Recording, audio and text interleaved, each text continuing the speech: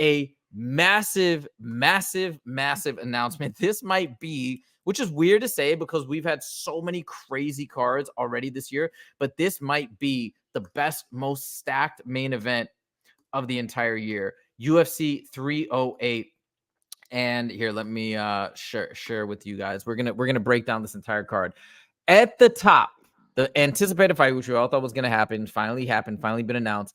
Max Holloway versus Ilia Topuria. And I just want to, I think a lot of people, I've listened to a lot of people talk about this over the weekend. Most people are picking Topuria. And God, if you made me bet money on this, I would probably bet Topuria too, because he just seems so dominant, crisp. He's a very, very good boxer, and he's got and he's a ground fight. He's grappler at his core, but his boxing is just so incredible. He just seems too dangerous. He's so young, whatever. But this is so exciting because we got Max with the potential. Imagine if Max wins, and guess who's next? Guess who they promised? His next fight will be a title shot, Volkanovski.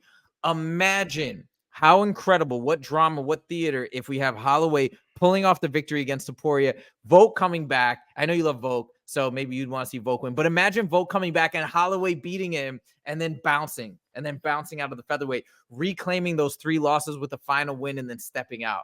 Well, I mean, this is just so exciting. But what are your thoughts on this main event? Max Holloway, man, is a dog, and I was actually looking at his Tapology this morning. He has one of the most impressive resumes I've ever seen. Pull up his Tapology really quick. This guy has fought. I've watched all his fights, but when you watch his fight to fight, you forget about the last one. You're always looking for the next one.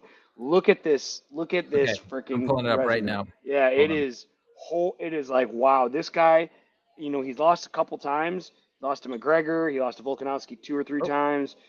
But this guy has fought everybody. He's fought Jose Aldo 2 or 3 times, beat them both. Like, what's his record in the UFC? I missed it. 22-7. Wow. Okay, wait. Let me see. Take a look at this. So, but obviously 3 of those losses are to Volk, and one of them was questionable. A lot of people thought he won. I think the first or second fight, first fight, I think, lost to Dustin.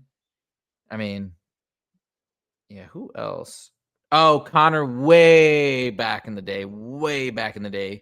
I don't know who Dennis Bermudez is, and Dustin Poirier. So I guess he's lost to Dustin twice. I didn't even know that. Thought he lost him once. But yeah, look at these names: Brian Ortega, Poirier, Frankie Edgar, Volkanovski, Cater, Yair Rodriguez, Volkanovski again, Arnold Allen, Sung Jung, Justin Gaethje. Like, this guy has fought everybody. Jose Aldo like 2 times. Like, oh yeah, Jose Aldo. Oh no way. Like, come on, arguably the greatest featherweight of all time. Right. Right. I mean, Charles Oliveira, he beat Oliveira. I didn't even know that. Like, whoa. Come on, look at this guy's fucking resume, dude. Oh, how did I not know that? That's embarrassing. That's incredible. Back in 2015, he beat Oliveira. What? That's wild. I wonder if a lot of people have forgotten that. I want him to beat Topuria so bad, and here's the reason why. There's only one reason. I think Topuria is a great striker, but I don't like him, and I'm going to tell you why I don't like him. And it's stupid, and it's petty, and it doesn't matter why I don't like it. I'm going to tell you, but I don't like him because he challenges Max, and then he goes, and you have to put the belt on the line or I'm not doing it. And Max is like, well, that's not a very BMF thing to say. And he's absolutely right. Like, what a little bitch. Like, that just kind of like, hey, man, he's a great fighter, but that was like the pussiest shit I've ever heard in my life. Like, oh, if you don't put the belt on the line, I'm not going to do it. And Max had the perfect retort. He's just like, well, that's not a very BMF thing to say. And after that, I was just like, you know what? Fuck this guy. Like, call him the shots. He wins his championship. He hasn't, winning a championship is great. But you're talking Max Holloway. You're talking a guy that's been around since 2012, fighting the best fighters for over 10 years. And you're telling him demands? The fuck out of here. I hope Holloway goes out there and starches his ass. I don't think it's going to happen. I think Topuria's going to win. But I'm going to put money on Holloway to beat him.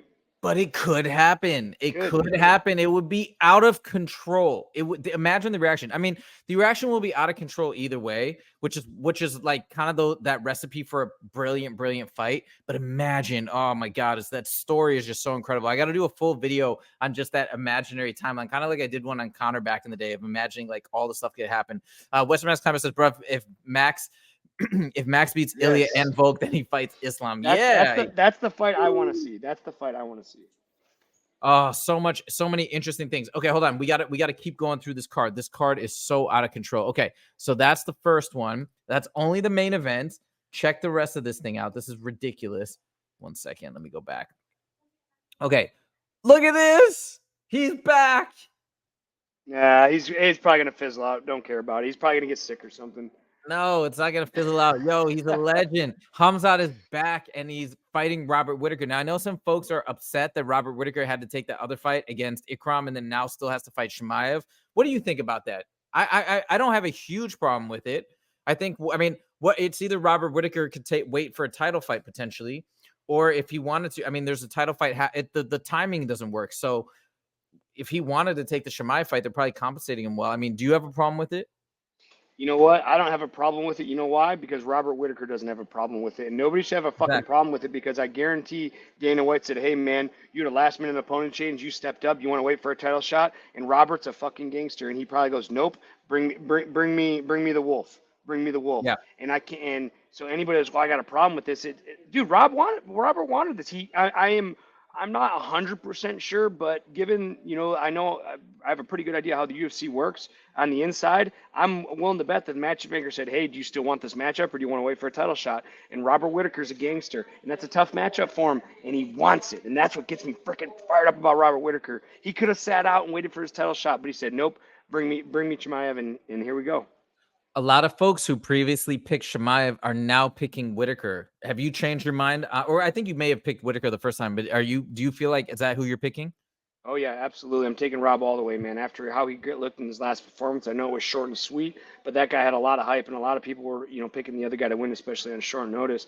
I think Khamzat's cool, man. I like him a lot. I don't like him as much as you like him, but I do like him a lot. I am a fan of him, but it's hard for me not to root for an old school dog. And Robert Whittaker is the premier idea to me of an old school dog. Again, the fans need to understand, and the guys watching, you need to understand how gangster it is. He could sit in the back seat and wait for a title shot, but he says, no, I want Chimaev, and that's what he's doing. And there's nothing more gangster than that. It's a dangerous fight for him. I'm favoring him to win. I'm putting money on him to win.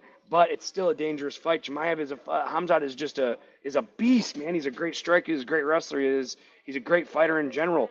But Robert, man, what a dog, what a gangster. Whatever happens in this fight, I'm so happy for Rob because he's doing exactly what he wants. Now look at this, just in the two top fights, right? Main event and the co-main event alone. You could have whoever you want on the rest of this card because not only these big names, but both of these fights are going to be beyond exciting. Max has never been in a boring fight ever. Khamzat Chimaev versus Robert Whittaker. This is insane. I mean, but then now we go deeper into the card. As ridiculous as those two are, that's all you need. Now we have, look, Ankalaev versus Rakic. If you guys remember Rakic's fight against, what's it called? Yuri, that fight was unbelievable. Rakic looked amazing until he didn't, but he looked so good at the beginning before he got dropped and eventually finished. I thought it was a massive mistake when I was first watching the fight of picking Yuri at the beginning because I'm like, dude, he's so much more technical. This is a very, very dangerous fight for Ankalaev. I've heard people talk about why they're not putting Ankalaev against Alex Pereira, and I think what people are saying is they're giving Alex time to rest and recover because he had some broken toes and different things like that, so he's probably resting and recovering. But what a banger of a fight! And imagine if Rakic beats Ankalaev. I don't know. It's just so wild. But this is going to be, again, an incredibly interesting fight. And you might say, oh, maybe it'll be boring because of Ankalaev. But remember, Ankalaev, yes, he does use his wrestling, but he's not like a big submission guy or anything like that. I think he's going to use it strategically, but it's going to be a hell of a fight. Okay. We also have Dan Ige, your boy, coming in to fight. I'm not sure this guy. I think this guy, Lerone Murphy. Are you familiar with this fighter? He's 14-0. That's all I know. I hear people say it's going to be a tough matchup for Ige, but I tell you what, Ige is a tough matchup for anybody he goes. He's welcoming him into the big dog division. This Leon guy, like I said, I know he's 14-0. Does it say his stats here? It's hard for me to see. Yeah, Hold on, 14-0-1. Yeah, yeah. 14-0-1. And I tell you what, Dan Ige is gonna invite this guy to the center of the ring and try to put hands on him, man. This is gonna be a barn burner. Ige's been training like an animal under Eric Nicks. He's got Extreme Couture. You cannot ever put your money against Ige because he can beat anybody in the division on any given night. So that's an exciting fight. And then we come to the final one. Again, big names. Jeff Neal versus Rafael dos Anjos. And Rafael, obviously, he's 39, getting close to 40. He's been around and a former champ. He's the man fighting Jeff Neal. But this is, again, going to be an incredible fight. Jeff Neal has explosive, super strong striking. And Rafael dos Anjos, RDA, as I mentioned, legend of the game. Do you have a feeling about this one, or which way you think who it's going to favor in this matchup? Man, I love RDA, dude. He's just that, again, old. I mean, Neal's an old school dog too, but man, RDA, I really like him a lot. I really like it. I really like him a lot. I think he's an incredible fighter. Fights anybody, anytime, anywhere. So does Jeff Neal. But I think I'm gonna go RDA in this one. I think he's due for a good win here. All right, so Anakin's going hands of steel, got this Neal power. Woo! Okay, I'm gonna go Jeff Neal. That would be my prediction as the fight gets closer. We'll kind of have to see how things play out, but yeah, and I mean Jeff Neal, obviously he's got the age thing on his side. He's only 33, so quite young. Well, I know sometimes you say 33 and 34 is up there, but I think.